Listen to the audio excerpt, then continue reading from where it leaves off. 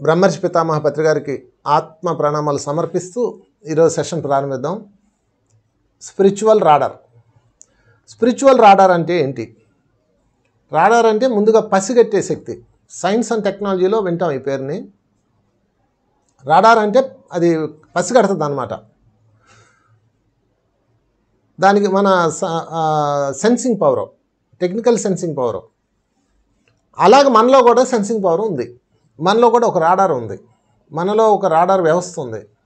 దాన్ని మనము ఎలా ఇంప్లిమెంట్ చేసుకోవాలి, ఎలా ఉపయోగించుకోవాలి, మన నిత్య జీవితంలో దాన్ని తీసుకురావడం వల్ల ఎటువంటి ఫలితాలు పొందుతాం, ఇవన్నీ మనం ఈరోజు చర్చించుకుందాం.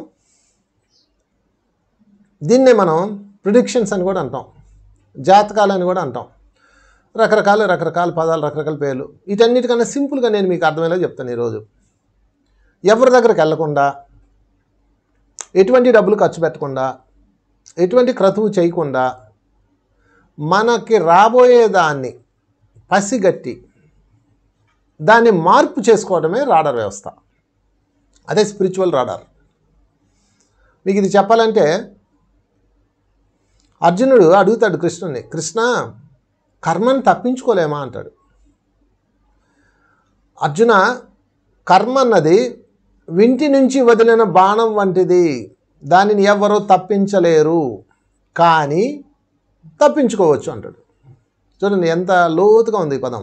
అర్జున, కర్మ అన్నది వింటి నుంచి వదిలిన బాణం వంటిది, దానిని ఎవరు తప్పించలేరు, కానీ తప్పించుకోవచ్చును. ఆ పదంలోనే ఆన్సర్ ఉంది. అంటే విలుకాడు వింటి నుంచి బాణం వదిలేడు, అది కర్మ దూసుకొస్తూ ఉంటుంది మన వైపు, అలా దూసుకొస్తుంది. దానిని వాడు తప్పించలేడు. విలుకాడితో ఎలా తప్పిస్తాడు?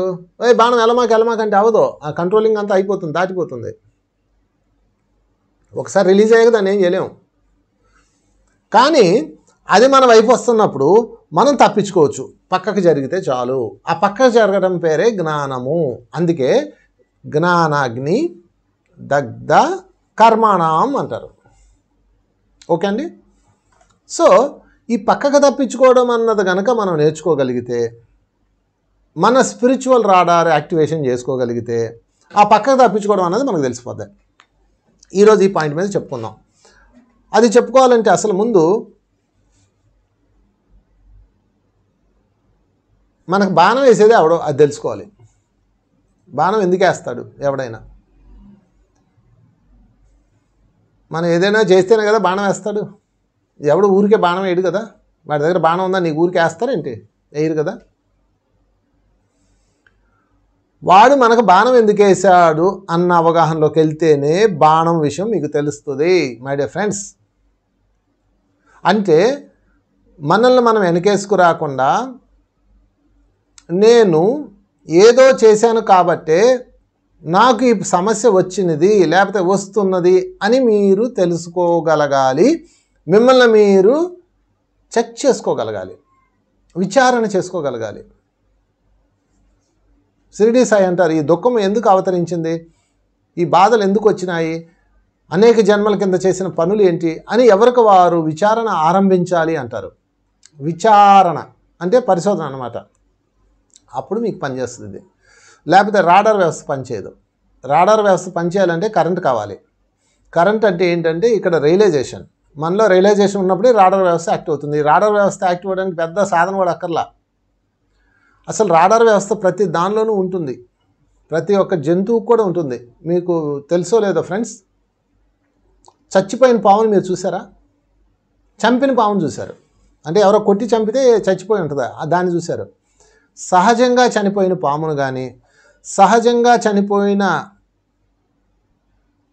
కోతిని కానీ, సహజంగా చనిపోయిన కప్పను కానీ మీరు చూడరు, ఎప్పటికీ చూడలేరు.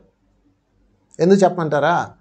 వాటికి చావు దగ్గరకు వచ్చిందన్నది వాటికి తెలిసినప్పుడు వాటిలో ఉన్న రాడార్ వ్యవస్థ దానిని పసిగట్టి అది ఒక గొయ్యి తవ్వుకొని ఆ గోతిలోకి వెళ్ళిపోయి మీద మట్టేసుకొని పడుకుంటుంది, అలా ప్రాణం విడిచిపెడుతుంది. అందుకే మీరు చంపిన పామును చూస్తారా కానీ సహజంగా చనిపోయిన పామును మీరు చూడలేరు ఎక్కడా కూడా. ఎందుకంటే అది ఆ కిందకి వెళ్ళిపోయి ఆ ముడుగు తీసుకొని మీద మట్టి వేసుకొని పడుకుని పోతుంది. అంటే తన సమాధి తను తవ్వుకొని పడుకుని పోతుంది. ఎంత గొప్ప విషయం ఇది. కోతుల్ని మీరు చూడండి, ఎవరైనా కొట్టి చంపితే దాని శవం చూస్తారు. అందుకే అన్ని కోతులు ఉంటాయి అడవుల్లో, మీకు ఎక్కడ చనిపోయిన కోతులు కనపడవు, అలా చచ్చిపోయి పడిపోయిన ఉన్నాయి కోతులు కనపడవు. అవి గొయ్యి తవ్వుకొని దాని లోపలికి వెళ్ళి కోతి, కొన్ని పాము అంటే ఎప్పుడు మట్టిలో ఉంటుంది, కన్నాల్లో ఉంటుంది అనుకోవచ్చు. కోతి ఎక్కడ ఉంటుంది? చెట్ల మీద ఉంటుంది. కోతి ఎప్పుడైతే చనిపోతున్నానని అర్థమైందో వెంటనే అది తవ్వేసుకొని గుంట తవ్వుకొని దానిలోకి వెళ్ళి మీద మట్టి కప్పుకొని లోపల పడుకుని పోతుంది. అలా ప్రాణం విడిచిపెడుతుంది. దానికి ఎలా తెలుసు అంటే దాని రాడార్ వ్యవస్థ యాక్టివేషన్లో ఉంది. ఇలా జంతువులన్నింటిలో ఒక రాడార్ వ్యవస్థ ఉంటుంది, అవి పసిగడతాయి. అయితే దీన్ని సిక్స్త్ సెన్స్ అని కూడా అనొచ్చు. సిక్స్త్ సెన్స్ అంటే పసిగట్టడం, రాడార్ వ్యవస్థ అంటే ఆ వచ్చిన సమస్యని డిజాల్వ్ చేయడం. ఇది సిక్స్త్ సెన్స్ కన్నా అప్గ్రేడ్. ఇది సిక్స్త్ సెన్స్ అంటే పసిగట్టడం ఫ్రెండ్స్. అంటే నీకు ఇప్పుడు ఏదో జరగబోతుందని నీకు చూచాయికి వస్తుంది, ఏం చేయలేవు, నువ్వు ఊరికే అనుకుంటావు అంతే. అటుపోదాం ఇటుపోదాం, అటుపోతే ఇటు వస్తుంది, ఇటుపోతే అటు వస్తుంది, తప్పించుకోవడం ఇంపాసిబుల్. మీరు ఫైనల్ డెస్టినేషన్ అని ఒక సినిమా ఉంది, అది చూడండి, 5 పార్ట్లు అది. అందులో ఒక అబ్బాయికి సిక్స్త్ సెన్స్ పవర్ ఉంటుంది. అంటే ఇప్పుడు చాలామంది రాడార్ వ్యవస్థ అని పేరు మార్చారు, మీరు సిక్స్త్ సెన్స్కి అనుకోకండి. ఈ సిక్స్త్ సెన్స్ అంటే తెలుసుకోవడం, రాడార్ అంటే దాన్ని డిజాల్వ్ చేయడం. ఇప్పుడు నేను డిజాల్వ్ చేయ కోసం చెప్తున్నాను. సరే, ఆ అబ్బాయి ఏం చేస్తాడంటే ఫ్లైట్ బయలుదేరిపోతుంది, కాసేపట్లో అందరూ ఫ్లైట్ ఎక్కుతారు, అది బ్లాస్ట్ అయిపోద్ది, సడన్ మెలకు వస్తుంది. అంటే ఒక అరగంట ముందుకు వెళ్తాడు అనమాట వీడు కాలంలో. అది సిక్స్త్ సెన్స్, జరగబోయేది వాడికి తెలిసిపోద్ది. వెంటనే ఫ్రెండ్స్ అందరిని దించేస్తాడు, 10 మందిని. వాళ్ళు గొడవ పెడుతూ కొట్టుకుంటూ దిగుతారు, ఫ్లైట్ వెళ్ళిపోయి బ్లాస్ట్ అయిపోద్ది. ఇంకా ఆ రోజు నుంచి వీడు సిక్స్త్ సెన్స్ ఉన్నవాడు కింద వాడు ఐడెంటిఫై చేయబడతాడు. అయితే గమ్మత్తు ఏంటంటే ఈ మొత్తం ఫ్లైట్లో ఎంతమంది? 50 మంది. 50 మందిలో వీడు 10 మంది ఫ్రెండ్స్ని దించేశాడు కదా, 40 మంది చనిపోయారు యాక్సిడెంట్లో. ఇంకా 10 మంది ఉన్నారు కదా, ఈ 10 మందిని రోజుకు ఒక రకంగా చనిపోతారు, తప్పించుకోవడం అవ్వదు. నీకు సిక్స్త్ సెన్స్ ఉండి ప్రయోజనం ఏంటి ఇక్కడ? మీరు చాలా కీలకమైన పాయింట్, ఇది పట్టుకోండి జాగ్రత్తగా. సిక్స్త్ సెన్స్కి అండ్ సిక్స్త్ సెన్స్ ద్వారా వచ్చిన సమస్యని డిజాల్వ్ చేసుకోవడానికి మధ్యలో ఉన్నాం ఇప్పుడు మనం. సిక్స్త్ సెన్స్ కన్నా అప్గ్రేడ్ స్పిరిచువల్ రాడార్ సిస్టమ్. మీకు ఏ బుక్లో ఉండదు ఇది. సరే, ఇప్పుడు సిక్స్త్ సెన్స్లో తెలిసింది, దాన్ని డిజాల్వ్ చేసుకోవాలి. వీళ్ళు ఏం చేశారు? పారిపోతారు. సిక్స్త్ సెన్స్లో తెలుసుకొని ఏం చేస్తారు? పారిపోతాం. ఇప్పుడు బాణం వస్తుంది, తప్పించుకున్నాం, ఇటు నుంచి వస్తాడు, వదులుతాడేంటి? మీకు ఒక బాణం వేసాడు, మీరు తప్పించుకున్నారు, వీళ్ళని ఊరుకుంటాడా? ఇంకో బాణం వేస్తాడు, అది తప్పించుకున్నాడు, ఇంకో బాణం వేస్తాడు, ఇలా వేస్తూనే ఉంటాడు. ఈ శత్రుత్వం నడుస్తూనే ఉంటుంది. ఈ బాణాల బాధ వల్ల వాణ్ణి చంపడానికి మీరు ఇంకో బాణం వేస్తారు. ఫైనల్గా వాడిని మీరు వాడిని చంపడంతోనే కథ సుఖాంతం అవుతుంది. కానీ ఇందులో అలా కాదు. మనం ఈరోజు చెప్పుకుంటుంది ఈ స్పిరిచువల్ రాడార్ వ్యవస్థలో ఏముంటుందంటే, ఫస్ట్ ఆ బాణం వేసేవాడిని పట్టుకోవాలి. మరే బాబు, ఎందుకురా నాకు బాణం వేస్తున్నావు? ఎందుకా? చూడు, నువ్వు చేసిన మొదనష్టం పని, నా బిడ్డలను చంపావు, నా ఆస్తి దోచుకున్నావు, అందుకు నీకు నేను బాణం వేస్తున్నాను. అవునా? అయ్యో, నేను ఎంత తప్పు చేశాను అని చెప్పి రియలైజ్ అవ్వడంతో ఆ రాడార్ వ్యవస్థ యాక్టివ్ అవుతుంది. అంటే మీ మీద నుంచి ఇంక బాణాలు వేయడు వాడికి జరిగిన నష్టాన్ని మీరు భర్తీ చేయండి. చాలామంది ఉగ్రవాదులు, నక్సలైట్లు ఎందుకు వెంటబడి వాళ్ళని చంపుతారు? వాళ్ళు చేశారు కదా, వాళ్ళు చేయలేదేంటి? ఆ రాజకీయ నాయకుడు చేసి ఉంటాడు, ఎంతోమందిని చంపాడు, వాళ్ళని ఎంతోమందిని బలి తీసుకున్నాడు, వాళ్ళ ఆస్తులు లాక్కున్నాడు, వాళ్ళకి నష్టం వచ్చేలా చేశాడు. ఏ జంతువు కానీ మనిషి కానీ ఊరికే మీ వెంట పడరు మై డియర్ ఫ్రెండ్స్. ఆఖరికి కుక్క కూడా రోడ్డు మీద వెళ్ళేటప్పుడు, బండి మీద వెళ్ళేటప్పుడు, కారులో వెళ్ళేటప్పుడు కుక్కలు వెంట పడతాయి. మీరు చూశారు కదా, ఎందుకు వెంట పడతాయి అండి? ఆలోచించండి. కుక్కలు అంటే పని పాటలేదు అంటారు చాలామంది. కాదు, కుక్కలు కారుల్లో వెళ్ళేటప్పుడు వాటి పిల్లల్ని తొక్కేస్తాయి. రోడ్డు మీద ఉంటాయి కదా కుక్కలు, వాటికైనా మనలాగా డూప్లిక్స్ హౌస్లో ఉండవు కదా. కార్లు, బళ్ళు వాటిని నిర్దాక్షిణ్యం తొక్కేస్తాయి. దాంతో వాటి కడుపు కోత పెరిగిపోయి వాటి మీద కక్ష పెంచుకుంటాయి అన్నమాట. అందుకే బళ్ళు, కార్లు వెళ్ళేటప్పుడు వెంట పడతాయి. ఏం చేయి, ఊరికే అక్కస్ తీర్చుకుంటాయి అన్నమాట. సో మీరు అప్పుడు ఏం చేయాలంటే, నేను ఇలాగ రోజు వెళ్తాను, నా కారు వెంట పడుతుంది, కానీ నేను ఏ కుక్కని తొక్కలేదు, నేను చాలా అవేర్నెస్తోనే ఉన్నాను అంటే వాటికి ఆ జ్ఞానం ఉండదు అనమాట. అప్పుడు నేను ఏం చేశానంటే, రోజు బండి మీద వెళ్ళినా, కారులో వెళ్ళినా అది వెంట పడతానే ఉంటాయి మా వీధిలో. మీ అందరికీ అనుభవమే రోజు. అప్పుడు నేను ఏం చేశానంటే, బిస్కెట్ ప్యాకెట్లు 4 పట్టుకెళ్ళా ఈసారి కారులో వెళ్ళినప్పుడు. వెళ్ళి అది వెంటబడగానే నేను కారు ఆపి దానికి బిస్కెట్లు 2 వేసా. ముందు గుర్రుమంది, తర్వాత నన్ను అనుమానంగా చూసింది. నిజమేనంట వీడు వేసింది అని చూసింది, బిస్కెట్ తింది. ఇంకా ఆ రోజు నుంచి అది నా వెంటబడలేదు. నన్ను చూడగానే తోకూపుతుంటుంది. చూసారా, ఇది రాడార్ వ్యవస్థ. కర్మని డిజాల్వ్ చేసుకోవడమే రాడార్ వ్యవస్థ మై డియర్ ఫ్రెండ్స్. కర్మని ఐడెంటిఫై చేయడం స్పిరిచువల్ 6th సెన్స్. అది ఉండి ఓకే, బెటర్ దాన్ దీనిలో ఇంకా ముందుకెళ్దాం. ఇప్పుడు ఫర్ ఎగ్జాంపుల్ ఒక నేవీ కానీ మిలిటరీ వాళ్ళు కానీ ఏం చేస్తారంటే వాళ్ళ దగ్గర ఇదిగో వెనక పెట్టాం డిష్ యాంటీనాలు అలాంటివి ఉంటాయి అనమాట, రాడార్ సిస్టమ్స్. అది మన టీవీ డిష్ యాంటీనా మాదిరిగానే ఉంటాయి, కానీ అవి రాడార్ సిస్టమ్స్ అనమాట. అవి తిరుగుతూ ఉంటాయి 365 డిగ్రీస్లో 360 డిగ్రీ యాంగిల్స్లో తిరుగుతూ ఉంటాయి ఇలాగా. ఎవరన్నా పైనుంచి బాంబు వేశారనుకోండి, ఆ బాంబు కిందకు వస్తుంది అనుకోండి, ఇది కనిపెట్టేస్తాయి. కనిపెట్టి ఆ వెనక ఎల్ఎన్బి అంటారు దీన్ని, ఉంది కదా ఈ పాయింట్, అది ఐడెంటిఫై చేసి వెంటనే అదేం చేస్తుందంటే ఆ రేడియస్ని కింద ఉన్న కంప్యూటర్కి పంపించి కంప్యూటర్ని అలర్ట్ చేసి సైరన్ మోగి దానికి సెట్ చేసిన మిసైల్స్ యాక్టివ్ అయిపోయి అది కరెక్ట్గా దగ్గరకు రాగానే మిసైల్ రిలీజ్ అయ్యి దాన్ని బ్లాస్ట్ చేస్తాయి. అంటే గాలిలోనే పేల్చేస్తుంది అనమాట. సేమ్ ఇలాగే ఇదే టెక్నాలజీ మన లోపల ఇంప్లిమెంట్ చేసుకోవడమే స్పిరిచువల్ రాడార్ సిస్టమ్. ఎలాగా చూద్దాం. మీకు రేపేదో జరగబోతుంది. ప్రతి మనిషికి తనకేం జరుగుతుందో తెలియచెప్పాల్సిన బాధ్యత విశ్వానికి ఉన్నది, గుర్తుపెట్టుకోండి. ఇదేమి ఫ్రీ ధర్మం కాదు.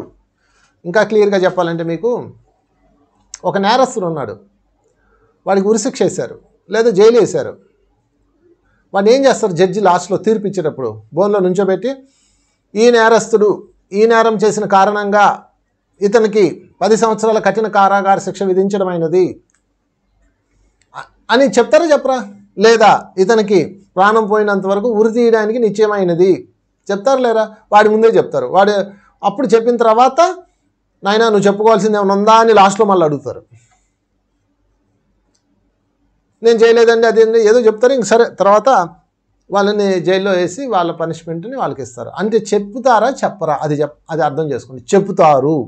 అలాగే భూమి మీదకి వచ్చే ప్రతి కష్టము మనకి చెప్పబడుతుంది, మనకి ఇన్ఫర్మేషన్ ఇవ్వబడుతుంది. నాయన ఈ నెలలో నీకు కాలు ఇరుగుతుంది, నాయన అమ్మ నీకు ఈ నెలలో పలానా నష్టం వస్తుంది అని ఖచ్చితంగా ఇన్ఫర్మేషన్ వస్తుంది. కాకపోతే మనం దాన్ని చూడలేం.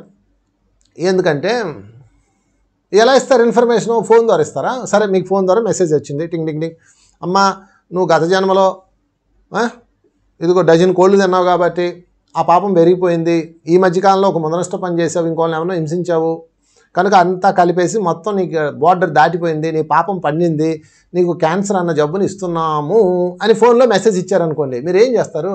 ఎవడరా దొంగ వెధవా అని వాడిని తిడతారు తిట్టరా? పోనీ ఫోన్ చేసి చెప్పారు తిడతారు తిట్టరా? పోనీ నేనే మీకు చెప్పాను, అమ్మ నువ్వు బాగా కర్మలు పెరిగిపోయినాయి, త్వరలో నీకు ప్రాబ్లమ్స్ వస్తాయి అని నేను చెప్పాను, మీరు నన్ను తంతారా తండ్రా?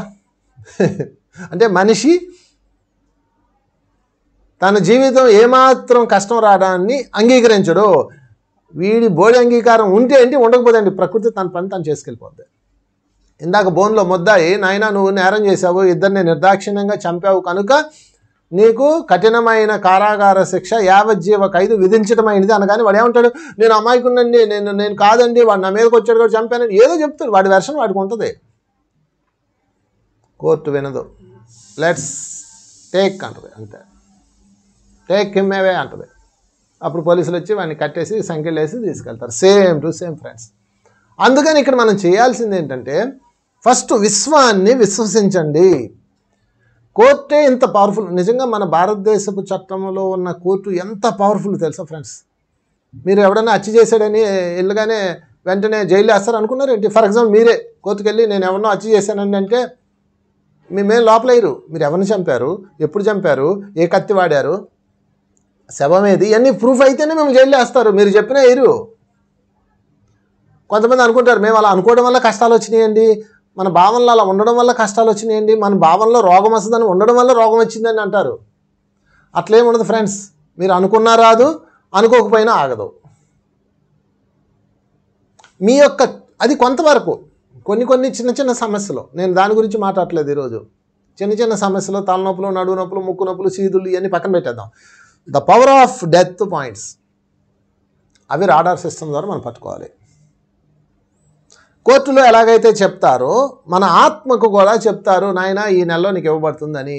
దాన్ని తెలుసుకోవాలి అంటే మన రాడార్ సిస్టమ్ని యాక్టివేషన్లో ఉంచుకోవాలి. రాడార్ సిస్టమ్ని ఎప్పుడు యాక్టివేషన్లో ఉంచాలి అంటే మీరు చేయాల్సిన మొదటి పని ఏంటంటే ముందుగా మీ సెన్సెస్ అన్నింటినీ యాక్టివేషన్లో పెట్టుకోండి. మన సెన్సెస్ అన్నింటినీ మనం యాక్టివేషన్లో పెట్టుకోవాలి. ఎప్పుడైతే మన సెన్సెస్ అన్నింటినీ యాక్టివేషన్లో పెట్టారో అప్పుడు ఆ ప్రాబ్లం పసిగట్టేయచ్చు. ఓకే, ఇది థియరీ చెప్పాను. ఇప్పుడు ప్రాక్టికల్స్లోకి వెళ్దాం. మీకు ప్రాక్టికల్స్కి వెళ్ళే ముందు కొన్ని ఎగ్జాంపుల్స్ చెప్తాను. సెన్సెస్ యాక్టివేషన్లో పెట్టి మనం వాటిని ఐడెంటిఫై చేసుకోవడానికి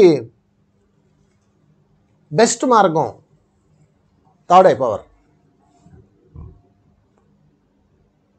అంటే మీరు బాగా ధ్యానం చేయాలి, మొదటి పాయింట్. వీటన్నిటికన్నా ముందు మీకు ఇవ్వబడ్డ సెన్సెస్ని యాక్టివేషన్లో ఉంచాలి. అంటే వినడము, చూడడము, మాట్లాడడము. ఓకే, 5 ఇంద్రియాలు ఉన్నాయి కదా, పంచేంద్రియాలు, వాటిని ఎప్పుడు యాక్టివేషన్లో పెట్టాలి. వాటిని మొద్దుతరంగా ఉంచకూడదు. ఓకే, సరే, అది పక్కన పెడదాం. అది సెన్సింగ్ పవర్ పక్కన పెడదాం. ఇప్పుడు పైనుంచి వచ్చే ఇన్ఫర్మేషన్ క్యాచ్ చేసే శక్తి దేనికి ఉన్నదో మీకు నేను చెప్తాను. మనకి 7 బాడీస్ ఉంటాయి. 7 బాడీస్లో ఫస్ట్ బాడీకి సెన్సింగ్ పవర్ ఉంటుంది, ఫిజికల్ బాడీకి, పంచేంద్రియాల ద్వారా వినడము, మాట్లాడడము, చూడడము అవన్నీ ఉంటాయి. రెండో బాడీకి ఎనర్జీ పవర్ ఉంటుంది, అది ఎనర్జీని ఫీల్ అవ్వగలదు. ఓకే, మీరు కళ్ళు మూసుకోండి, మీ దగ్గరికి ఎవరన్నా ఇలా చేయబెట్టినా తెలిసిపోదు మీకు. అంటే ఈ చేతికి ఉన్న ఆరా మీ ఆరా కనెక్ట్ అవ్వగానే మీరు కనిపెట్టేస్తారు. ఓకే, మూడో శరీరానికి గతాన్ని చూసే శక్తి ఉంటుంది. 4వ శరీరానికి భవిష్యత్తును చూసే శక్తి ఉంటుంది. ఇంకా 6-7 శరీరాలు నేను పక్కన పెడతాను. ఈరోజు 3-4 శరీరాల గురించి చెప్తాను. 3వ శరీరానికి గతంలోకి వెళ్ళే శక్తి ఉంది, 4వ శరీరానికి భవిష్యత్తులోకి వెళ్ళే శక్తి ఉంది. భవిష్యత్తులోకి వెళ్ళి తెలుసుకోవడాన్ని రాడార్ సిస్టమ్ అంటారు. దానికి సంబంధించింది వెనక్కి వెళ్ళి తీసుకొని గతం శరీరంలోకి వెళ్ళి చూసుకునే శక్తిని డిజాల్వేషన్ పవర్ అంటారు. అంటే నాయన నీకు నీ నెత్తి మీద ఒక బాంబు పడుతుంది అని చెప్పేది రాడారు. వెంటనే కంప్యూటరు దాని మీద ఉన్న మిసైల్ని రిలీజ్ చేస్తుంది, దాన్ని డిజాల్వ్ చేసుకుంటుంది అనమాట. 2 ఇక్కడ నేను చెప్తున్నాను. ఒకటి రాడారు అంటే ఐడెంటిఫికేషను, 2 డిజాల్వ్, కర్మను డిజాల్వ్ చేసుకోవటం. ఈ రెండింటికి 3వ శరీరానికి 4వ శరీరానికి ఆ పవర్ ఉంది. ముందు 4వ శరీరానికి ఉన్న పవర్ ఏంటి చూద్దాం. 3వ శరీరానికి ఉన్న పవర్ ఏంటంటే గతంలో జరిగినవన్నీ గుర్తు తెచ్చుకోగల శక్తి ఉంది. 4వ శరీరానికి ఏంటంటే రాబోయే వాటిని గుర్తించే శక్తి ఉంది, 4th బాడీ. దాని పేరు విజ్ఞానమయ కోశము, స్పిరిచువల్ బాడీ అంటారు దాన్ని.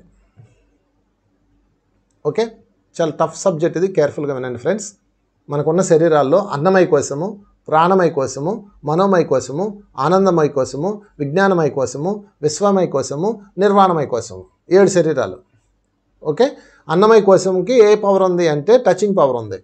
ప్రాణమయ కోశానికి ఏ పవర్ ఉందంటే ప్రాణశక్తిని తీసుకునే పవర్ ఉంది, దాన్ని ఫీల్ అయ్యే పవర్ ఉంది. మనోమయ కోశానికి ఏ పవర్ ఉందంటే బ్యాక్కి వెళ్ళి చూడగలిగే పవర్ ఉంది.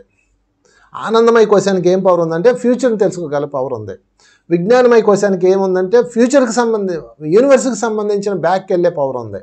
విశ్వమయ కోశానికి విశ్వమయ కోశానికి ఏ పవర్ ఉందంటే 6th బాడీకి ఫ్యూచర్ని తెలుసుకోగల పవర్ ఉంది, బట్ యూనివర్సల్ ఫ్యూచర్. 3, 4, 5, 6 ఒకలాగే ఉంటాయి. 3కి గతం తెలుసుకునే శక్తి ఉంది, అది మీది.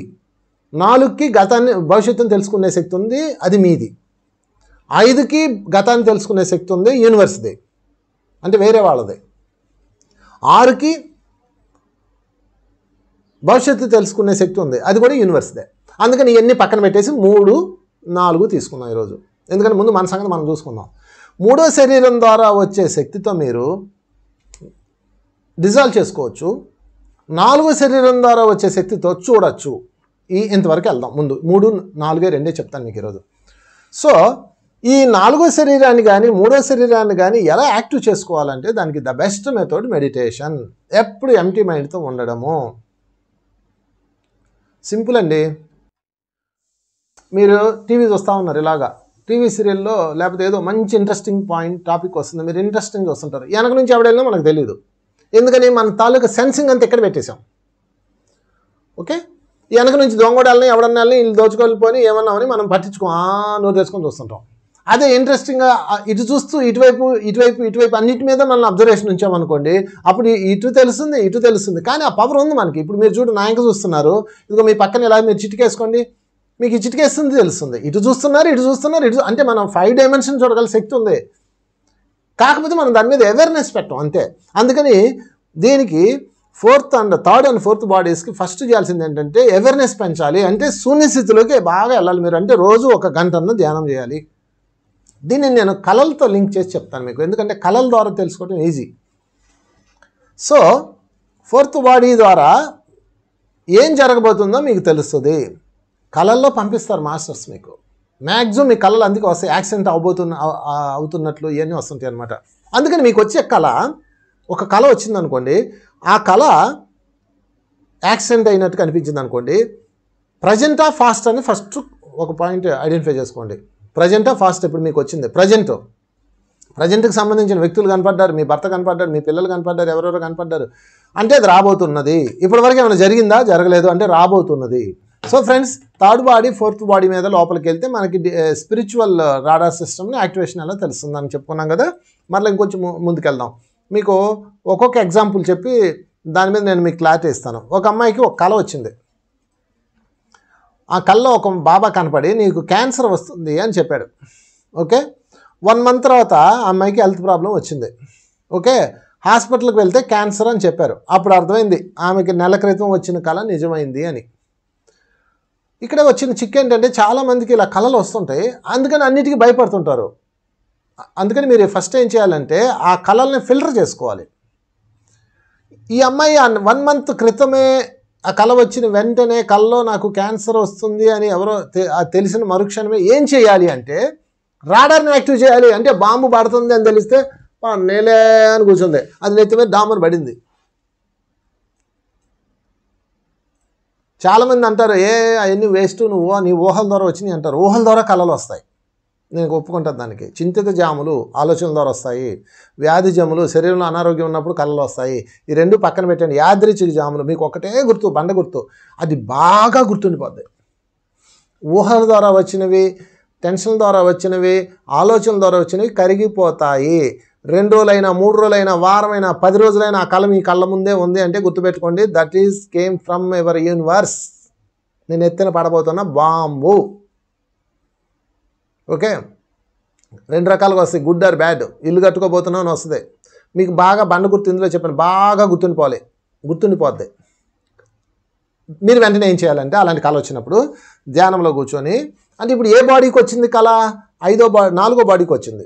మనం ఇందాకే చెప్పుకున్నాం, 4వ శరీరానికి రాబోయేది తెలుస్తుంది, రాడార్ ఉంది కాబట్టి. 3వ శరీరానికి డిజాల్వ్ చేసుకునే శక్తి ఉంది. ఓకే, 4వ శరీరానికి రాబోయేది చూసే శక్తి ఉంది, 3వ శరీరానికి జరిగిపోయింది చూసే శక్తి ఉంది. Okay, clear? ఈ రెండింటిని బాగా పట్టుకోండి, మిగతా అంతా వదిలేసేయండి, మీరంతా కన్ఫ్యూజ్ అవ్వద్దు. 4వ శరీరానికి రాబోయేది చూసే శక్తి ఉంది, 3వ శరీరానికి జరిగిపోయేదాన్ని చూసే శక్తి ఉంది. ఓకే, ఈ 2 శక్తులు ఎలా పెంచుకోవాలంటే రోజు ధ్యానం చేస్తూ ఉండండి. పగటిపూట, రాత్రిపూట మాత్రం కంపల్సరిగా ధ్యానం చేస్తూ నిద్రపోండి. మధ్యరాత్రులు ఎప్పుడు మెలకు వచ్చినా ధ్యానము నిద్ర, ధ్యానము నిద్ర, ధ్యానము నిద్ర, ఈ రెండిట్లోనే ఉండాలి.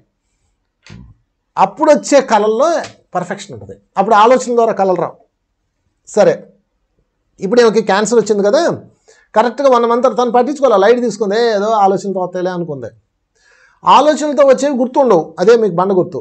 మొత్తం మీద ఆమెకి అది కనపడింది, ఆమె దాన్ని డిజాల్వ్ చేసుకోలేదు, క్యాన్సర్ వచ్చేసింది, అనుభవించింది, ఆ కర్మ బాధలు పడుతుంది. తర్వాత సంగతే నాకు ఫోన్ చేసింది, సార్ ఈ కళ ఇలా వచ్చింది, నాకు ఏం చేయాలి అని. ముందు ఒక కళ మీద మీకు చెప్తాను. ఒక అమ్మాయికి క్యాన్సర్ వస్తుందని 1 నెల క్రితం కళ వచ్చింది, లైట్ తీసుకుంది, క్యాన్సర్ వచ్చింది, హాస్పిటల్కి వెళ్తే క్యాన్సర్ అని చెప్పారు.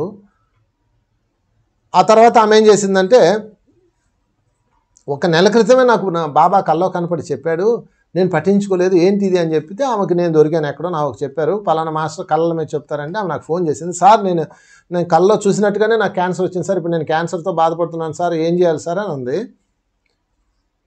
అప్పుడు నువ్వేం చేయాలంటే అసలు క్యాన్సర్ కారణం ఏంటో తెలుసుకోవాలి. అంటే ఫాస్ట్లోకి వెళ్ళాలి. అంటే ఏ శరీరాన్ని పట్టుకోవాలి? మూడో శరీరాన్ని పట్టుకోవాలి. ఏం చేయాలి? పడుకునే ముందు ధ్యానం చేయాలి, మధ్యరాత్రిలో మెలకు రావాలని కోరుకోవాలి, లేచి కూర్చోవాలి, 10 నిమిషాలు ధ్యానం చేయాలి. నాకు ఈ క్యాన్సర్ ఎందుకు వచ్చింది మాస్టర్స్ అని అడగాలి, మరలా 10 నిమిషాలు ధ్యానం చేయాలి, నిద్రపోవాలి. ఎంత సులువైన పద్ధతి అంటే నా పద్ధతులన్నీ సులువైనవి, మిమ్మల్ని ఏం కష్టపెట్టను, మిమ్మల్ని అట్టే సతాయించను నేను. పగటిపూట మాత్రం మీ వయసు ఎంతో అన్ని నిమిషాలు శ్వాసను గమనిస్తూ ధ్యానం చేయాలి, పూర్తి శాకాహారులుగా ఉండాలి. రియలైజేషన్, మరి ఇంక మాంసం తింటే నా కర్మ ఎందుకు చూపించండి అంటే ఎవరు చూపిస్తాడు మీకు? రాత్రిపూట మాత్రం పడుకునే ముందు ధ్యానం చేయాలి, మధ్యరాత్రిలో మెలకువ వచ్చినప్పుడు లేచి కూర్చోవాలి, 10 నిమిషాలు ధ్యానం చేయాలి, ఎందుకు ఇది వచ్చింది అని అడగాలి, మరలా 10 నిమిషాలు ధ్యానం చేయాలి, నిద్రపోవాలి. మూడో శరీరాన్నిలో అంటే గతాన్ని తెలుసుకోవాలి అంటే 10 నిమిషాలు ధ్యానము, ప్రశ్న, 10 నిమిషాలు ధ్యానము, నిద్ర, అంతే. ఇంకేం చేయొద్దు మీరు. ఇంకా అలారం పెట్టద్దు. ఏదో మునిగిపోయినట్టు తెల్లారి 4ంటికి అలారం పెట్టుకొని లేచి పరిగెడుతుంటారు, ఏం పెట్టకండి. మీ ప్రోగ్రాంలన్నీ మార్చేయండి. అలారం పెట్టకూడదు, సహజంగా ఉండాలి. అప్పుడు మీకు డ్రీమ్లో వస్తుంది. ఆమెకి ఏ డ్రీమ్ వచ్చిందో చెప్తాను. ఇదిగో వాళ్ళు పంపిన కళ తాలూకు ఇన్ఫర్మేషన్. ఒక అమ్మాయిని రూమ్లో పెట్టి 26 సంవత్సరాల అబ్బాయి అమ్మాయిని నానా హింస పెడుతున్నాడు, కత్తులతో పొడుస్తున్నాడు, ఆ అమ్మాయి కిడ్నీల మీద కత్తి పెట్టి బలవంతంగా తిప్పుతున్నాడు. సో ధ్యానం ద్వారా ఆ అమ్మాయి ఆ కళలో ఆ అమ్మాయి కనపడింది. అంటే ఇప్పుడు క్యాన్సర్ వచ్చిన అమ్మాయి 4వ శరీరంతో క్యాన్సర్ వస్తుందని తెలిసింది, వచ్చేసింది. ఈ అమ్మాయి కొంచెం ఆ రోజే చేసి ఉంటే ఎంత బాగుండేది. సరే చేతులు కాలిన తర్వాత ఆకులు పట్టుకుంది. సరే దానికి ఇప్పుడైనా నో ప్రాబ్లం, ఇప్పుడైనా చేయన్నాను. ధ్యానంలో కూర్చొని నాకు ఎందుకు ఈ కళ వచ్చింది, నేను ఎవరిని బాధ పెట్టాను చూపించండి, నేను ఎందుకు ఈ క్యాన్సర్ వచ్చిందని అడిగితే ఆమె కనపడింది. ఒక 26 సంవత్సరాల అమ్మాయిని అలా అదే వయసున్న అబ్బాయి రూమ్లో పెట్టేసి అమ్మాయిని చిత్రవద చేసి ఆమె కిడ్నీలని పొడి చేసి చాలా దారుణంగా చంపాడు. ఆ అబ్బాయే ఈ అమ్మాయి. అందుకని ఈ ఇన్కార్డినెన్స్లో ఈ అమ్మాయి ఇది తెచ్చుకుంది అని చెప్పి మెలకు వచ్చింది. అప్పుడు ఆమె రోజు ధ్యానంలో కూర్చుంది. ధ్యానంలో కూర్చుంటే పగలపూట ధ్యానంలో కూర్చొని అయ్యో నేను ఎంత పని చేశాను, ఈరోజు నాకు ఇక్కడ గర్భసంచి క్యాన్సర్ వచ్చి నేను బాధ అనిపిస్తున్నాను, ఆ అమ్మాయిని ఎంత దారుణంగా, ఇంకా నేను కొంచెం చెప్పలేదు, చాలా వల్గర్ ఉన్నాయన్నమాట. అంటే ఇంకా ఆమె మర్మాంగంలో సీసా కూడా కొట్టాడు అబ్బాయి, సీసాను గుచ్చి పగల కొట్టాడు. ఆ బిడ్డని ఆడపిల్ల నేను అంత దారుణంగా హింసించాను కాబట్టి నాకు ఇది వచ్చింది, ఈరోజు గర్భాశయం ప్రాబ్లం అని ఆమె తాను బాగా ఫీల్ అయింది. ఎప్పుడైతే ఫీల్ అయ్యిందో అప్పుడు ఈ రాడార్ నుంచి మెసేజ్ వెళ్ళిపోతుంది, ఆ కర్మకి డిజాల్వ్ చేసేస్తుంది. మై ఫ్రెండ్స్ గుర్తుపెట్టుకోండి, రియలైజేషనే మన యొక్క మిసైల్. పశ్చాత్తాపాన్ని మించిన ప్రాయశ్చిత్తం లేదు అంటాడు ఈశ్వరుడు. ధ్యానంలో కూర్చొని అంటే ఇది తొందరగా మీరు సారీ చెప్పేగానే వదిలేస్తారు అనుకున్నారు. నేను ఎంత కష్టపడి చేశాను, ఎంత తప్పు చేశాను, ఐఎమ్ సారీ అంటే వదలరు. నిజంగా నీలో రియలైజేషన్ వచ్చిందా లేదా కొన్నాళ్ళు గమనించి రిలీజ్ చేస్తారు. సో ఇది తగలడిన కర్మ క్లీన్ చేసుకునే పద్ధతి. ఇంకో కళ చెప్తాను మీకు, తగలడిన కర్మ కాకుండా ముందుగా క్లియర్ చేసుకున్న కర్మనే.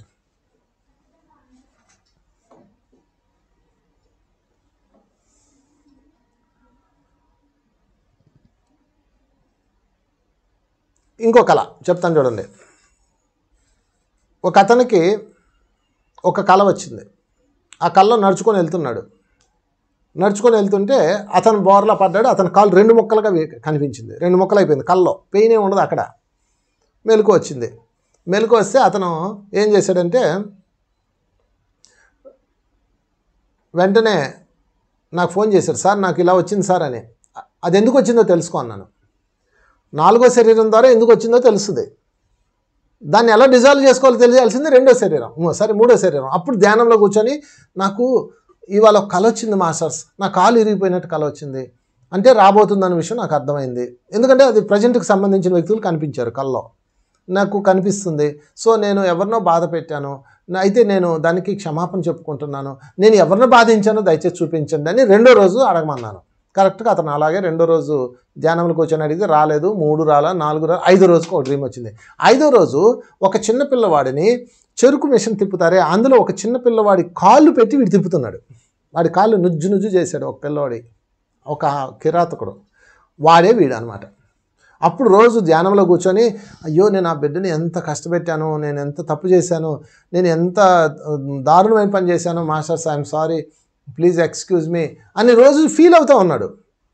కొన్ని రోజుల్లో కాలు మడతబడి చిన్న పెయిన్ వచ్చి రిలీజ్ అయిపోయింది. ఇలాంటి నా దగ్గర కొన్ని వేల కళలు ఉన్నాయి, వేల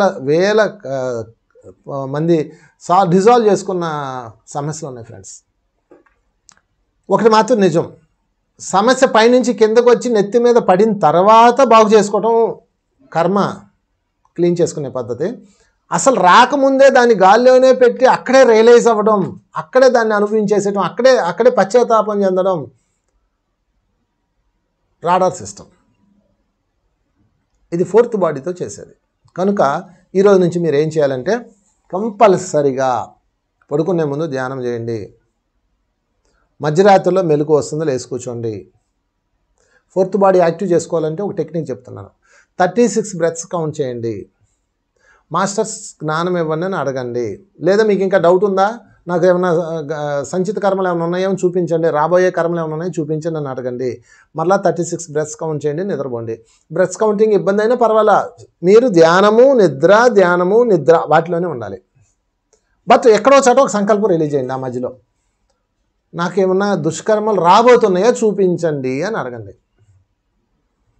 నీకు ఈ మధ్యకాలంలో రాబోతున్నాయి ఏమైనా ఉంటే 6 months బిఫోర్, 10 ఏళ్ళు 20 ఏళ్ళ క్రితం చూపించారు, 6 months బిఫోర్ రాబోతున్నాయి ఏమైనా ఉంటే డ్రీమ్ రూపంలో వస్తుంది. నువ్వు బాధపడుతున్నట్టు, నువ్వు ఇబ్బంది పడుతున్నట్టు వస్తుంది. అన్నిటికీ ఒకటే గుర్తు, అది ప్రజెంటా ఫాస్టా తెలుసుకోవాలంటే మీరు చేయాల్సింది ఒక్కటే మై డియర్ ఫ్రెండ్స్. మీ కళని మెలకు రాగానే అలాగ మంచం మీద కూర్చోండి, కదలద్దు, ఏమాత్రం కదలద్దు, అలాగే కూర్చొని ఇప్పుడు నాకు వచ్చిన విజన్లో ప్రజెంట్కి సంబంధించిన వాళ్ళు ఎవరు ఉన్నారా అని వెతుక్కోండి. ఆ కారు కనపడింది, కారు నన్ను గుద్దింది, ఆ కారు నాది కాదు, ఎవరో తెలియదు, నాకు తెలిసిన వ్యక్తులు, ఆ చెట్టు పక్కనే మా ఫ్రెండ్ నుంచొని ఉన్నాడు, యా అంటే జరగబోయేది. అస్సలు ఏమీ తెలియని వాళ్ళు రాలేదంటే మీరు చేసింది, గతంలో జరిగిపోయింది, మీరు చేసిన దుష్కర్మ అనమాట. సో మీకు మ్యాక్సిమం ఫోర్త్ బాడీకి అన్నీ రాబోయే వస్తాయి. కాబట్టి అప్పుడు మీరు ఏం చేయాలంటే ధ్యానంలో కూర్చొని ఈ కళ కనపడింది కదా మాస్టర్స్, ఇప్పుడు వచ్చిన కళ ఆధారంగా నేను గతంలో ఏదో దుష్కర్మ చేశాను కాబట్టే ఇక్కడ నాకు ఇది కనపడింది, జరగబోతుందని నేను దానికి పశ్చాత్తాపం చెందుతున్నాను, పరివర్తనతో ఉంటాను, ప్రాయశ్చిత్తం చేసుకుంటాను ఈశ్వర అని 3 మాటలు చెప్పండి. పశ్చాత్తాపం, పరివర్తన, ప్రాయశ్చిత్తం. 3 మాటలు, ఎక్కువ చెప్పక్కర్లా.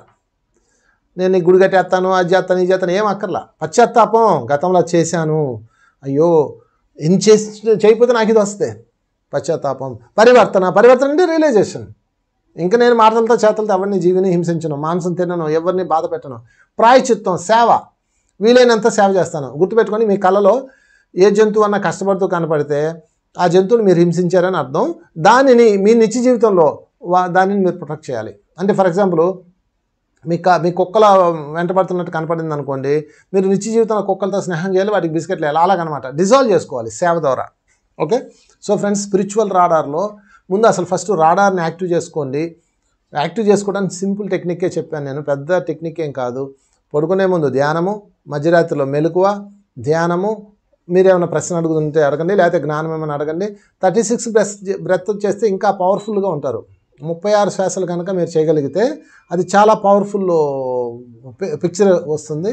ఇది ఫస్ట్ రోజుల్లో రాకపోవచ్చు, చేయగా వస్తాయి. సో ఇది స్పిరిచువల్ రాడార్ని యాక్టివ్ చేసుకొని మనలో ఉన్న సెన్సెస్ని ఇంప్లిమెంట్ చేసుకొని గతంలోకి వెళ్ళే టెక్నిక్. భవిష్యత్తు చూసుకొని ఏం చేయాలి, మీరు తప్పించుకోవాలనుకుంటున్నారు, ఇక్కడ తప్పించుకోండి, అక్కడికి వచ్చి కొడుతుంది. తప్పించుకోవడం ఇంపాసిబుల్. మీరు ఈరోజు దీన్ని తప్పించుకుంటే రేపు దాని చెల్లి వస్తుంది, లేకపోతే దాని అక్క వస్తుంది, లేదా దాని తాత వస్తుంది. తప్పించుకోవడం అనేది వద్దు మై డియర్ ఫ్రెండ్స్. చరిత్రలో మృత్యువుని తప్పించుకొని బతికిన వాళ్ళు ఒక్కడు లేడు, పరీక్షిత్ మహారాజుతో సహా. పరీక్షిత్ మహారాజు స్పిరిచువల్ రాడార్కి యాక్టివేషన్ వచ్చింది, 7 రోజుల్లో నువ్వు చనిపోతున్నావని. వెంటనే ఆయన ఏం చేశాడు, ఆ 7 రోజుల్లో చనిపోవడానికి కారణం ఏంటని ఎతకలేదు, ఆయన సరెండర్ అయిపోయాడు. ఆయన మీరు సరెండర్ అయిపోతే అది మీ ఇష్టం, నాకు సంబంధం లేదు. దాన్ని తాను రక్షించుకోవడానికి ఒక అద్దాల మేడ కట్టుకున్నాడు, పైన ఎక్కడ ఉన్నాడు, ఏదో చేశాడు. కాకపోతే ఆయన చేసిన మంచి పని ఏంటంటే సజ్జనులతో సాంగత్యం పెట్టుకున్నాడు, పురాణాలు విన్నాడు, అప్పట్లో ఇంత టెక్నాలజీ లేదు స్పిరిచువాలిటీలో. ఇప్పుడు వచ్చింది ఆ స్పిరిచువల్ టెక్నాలజీ. అప్పట్లో ఇలా మాట్లాడుకునే టెక్నాలజీ ఉందా? సైన్స్ అండ్ టెక్నాలజీలో ఎలాగైతే మార్పు వచ్చిందో స్పిరిచువాలిటీలో కూడా మార్పు వచ్చింది. అందుకని తప్పించుకోవాలన్న భ్రమలు వదలండి. లేకపోతే గురువులను ఆశ్రయించి తప్పించుకోవాలి, లేకపోతే ఎవరో స్వామీజీలు ఆశ్రయించి తప్పించుకోవాలి, అవన్నీ మానేయండి my dear friends. No use. ఒక్కటే అవకాశం మీకు ఇవ్వబడుతుంది. ఎలాగైతే నేరస్తుడికి కోర్టు అవకాశం ఇస్తుందో మార్పు కోసం మీకు కూడా అవకాశం ఇస్తుంది, మనకు కూడా అవకాశం ఇస్తుంది ప్రకృతి. కోర్టులో 100 మంది ఖైదీల్ని యావజ్జీవ శిక్ష వేశారు. అందరూ అర్జీ పెడతారు, అయ్యా మేము పొరపాటున అప్పుడు ఏదో అర్జీలు చేశాము మమ్మల్ని మన్నించండి అని అర్జీలు పెడతారు. ఊరి శిక్ష పడ్డవాళ్ళు కానీ యావజ్జీవం పడ్డవాళ్ళు కానీ రాష్ట్రపతికి. రాష్ట్రపతి దాన్ని ఏమంటారంటే క్షమాభిక్ష లెటర్ అంటారు. లెటర్ పెడతారు. పెట్టగానే రాష్ట్రపతి అందరూ చూసి ఓకేరా వీళ్ళందరూ వదిలేయండి అంటాడా? అండో. నిజంగా వీళ్ళలో మార్పు వచ్చిందా లేదా అని పరిశోధన చేస్తారు ఒక 6 నెలల పాటు. 6 నెలల్లో వాళ్ళల్లో రియలైజేషన్ ఉందా లేదా స్కాన్ చేస్తారు సీసీ కెమెరాల ద్వారా. వాళ్ళలో రియలైజేషన్ ఉంది, వాళ్ళలో మార్పు ఉంది అని తెలియగానే అప్పుడు అందులో 10 మందిని సెలెక్ట్ చేసి రిపబ్లిక్ డే నాడు సత్పరివర్తన గల ఖైదీలను విడుదల చేయటమైంది అని రిలీజ్ చేస్తారు. మీరు చూసే ఉంటారు, పేపర్లో వస్తుంటుంది. సత్పరివర్తన గల ఖైదీలు విడుదల చేయటమైంది.